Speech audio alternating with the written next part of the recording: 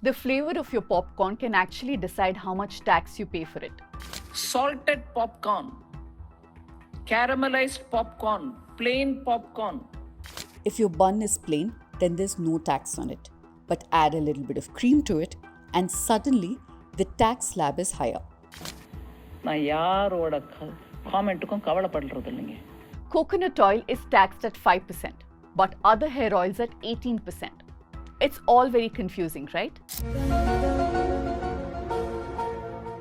When GST was introduced in 2017, we were promised simplicity. One nation, one tax, one market ka.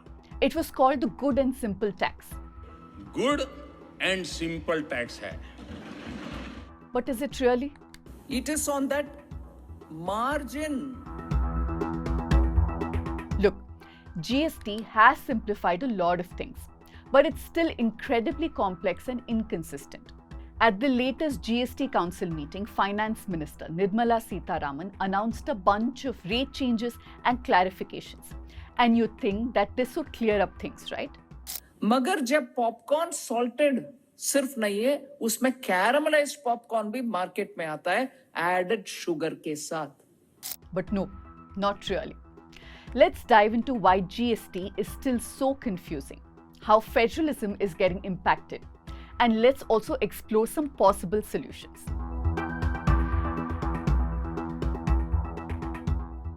All year long, we've told you that we'll continue talking about issues that matter to you, break down complex issues for you, and all of this without the usual drama and shouting that you see on news channels. And we have delivered. Now it's your turn.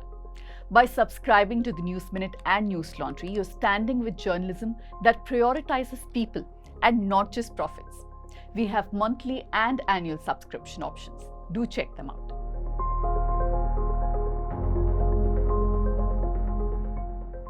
The GST confusion starts at the very classification of the items.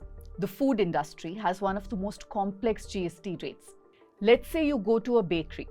Plain bread is tax-free, but when you want to get toasted bread, it comes with 5% tax. And for biscuits and pastries, it goes up to 18%. If you buy sweetmeats, it's at 5% tax. But for sugar-boiled confectionery like toffee, it's 12%. And for sugar confectionery, it's 18%. Yes, there is a difference between the two, and it's all very confusing. But this is exactly how items are classified under GST. Let's say you're trying to make a simple bun butter jam. The plain bun is again tax-free. Adding butter will cost you 12% and jam another 12%. The unpacked popcorn is at 5%, pre-packaged popcorn at 12% and caramel coated at 18%. अरे popcorn के ऊपर भी डाल रहे हैं tax. If peppers and raisins are sold directly by an agriculturist, there is no tax. If it is sold by a merchant, then it is taxed at 5%. Let's now look at restaurants. Initially, food served in AC restaurants were taxed at 18%, while non-AC outlets were at 12%. In fact, some restaurants would even turn off their AC so they can get a tax reduction. Anyway, after widespread criticism, this was lowered to 5%, but with just two little conditions. ITC was removed, and hotels that have a room rent of over 7,500 rupees should still pay 18% with ITC. Not just these food items, we can even see a bunch of still very puzzling rates if we closely look at the GST regime. The GST rate for car and two-wheeler seats is set at 28%. Other parts of automobiles like engine parts and body components are at 18 to 28%. And now the tax rate on selling used vehicles has been increased from 12% to 18%. But this is applied only to dealers and not individual sellers. Also, the tax is charged only on the dealer's profit margin. It is on that margin, the margin value between purchased price and resale price. Now the problem here is this. The higher cost will be passed on to the customers. Let's look at mobile phones. They come under the 18% slab, which is one of the highest.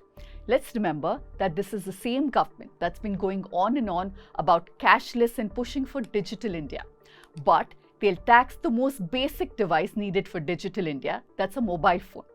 It's not a luxury, but a basic necessity on which the livelihood of millions of Indians depend.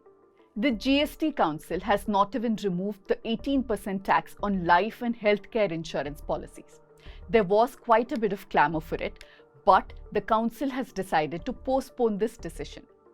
Building or owning a home has been a dream for many millions of middle-class Indians.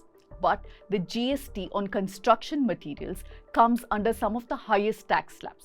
And even the most basic materials like cement, iron, steel, electrical items, ceramic tiles, and even paint is being taxed between 18 to 28%. This, of course, adds to the overall cost of building a house. In 2017, the new GST regime had decided that all items will be taxed under 5 slabs: 0%, 5%, 12%, 18%, and 28%. Not all businesses need GST registration. It depends on the turnover. It's at 40 lakhs and above for goods and 20 lakhs and above for services. Now, I'm not suggesting that the GST regime is all wrong. The GST rate on fortified rice has been lowered from 18 to 5% to make sure it's available through the PDS, that's the public distribution system. Also, the GST Council has extended 5% on input of food preparations meant for free distribution to the economically weaker sections, that EWS. In general, GST has removed the double taxation on indirect taxes like central excise, central sales tax, and state VAT. It has also made it easier to move goods between states and introduced a standardized tax rate, helping reduce regional differences. This streamlined IT system and e-invoicing has also simplified filing and cutting down on bureaucracy. And overall, it has encouraged more cashless transactions. But one big complaint that's come in is that the present GST regime is a blow to states and federalism. How? The argument is that after GST, the states have lost their independent taxation powers. This means that they have to seek permission from the union government for any kind of revision in the tax structure, except for a few items like liquor and fuel. Which is perhaps why, even during the lockdown, we saw that the liquor shops were kept open, since these are the only means for state governments to generate independent revenue. And this centralization of power is not just about the economy. It's also highly political.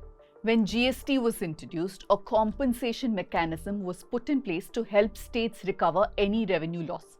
But this compensation is mostly funded by the union government, which gives it a lot of control over state finances. Look, the problem is that states often have to rely on the union government for these funds, and any kind of delay in releasing these compensation payments have caused financial strain on states. And mind you, this has happened quite a bit. This not only limits states' independence, but also makes it harder for states to manage their budgets and projects effectively. So what are the solutions to fix the GST problems? Does the GST structure have to be this complicated? Let me give you a quick international comparison. This study by the World Bank Group says that most of the countries that have implemented GST have only 1 or 2 tax slabs, while India, along with a few other countries, have one of the highest number of slabs, that's 5. Not just that, India's highest tax slab, that's at 28%, is one of the highest in the world. It's clear that the first issue to fix is the complexity in the system. Over the past 7 to 8 years, the GST Council has held over 55 meetings and issued over 900 notifications, mostly in response to complaints for revisions. Yet, the system is still complicated.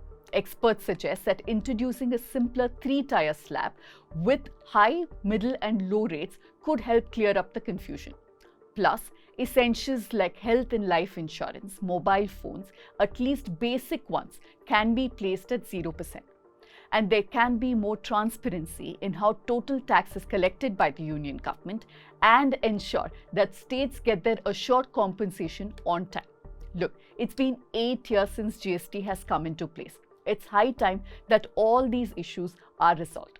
That's it from me for this week. As always, you can write to me at pooja@thenewsminute.com with any kind of feedback, question, or just if you want to say something to me. It's the end of the year, so Merry Christmas first thing, and also a very Happy New Year in advance. Thank you so much for staying with us through the year, and I know that you'll continue your encouragement and support in 2025 as well.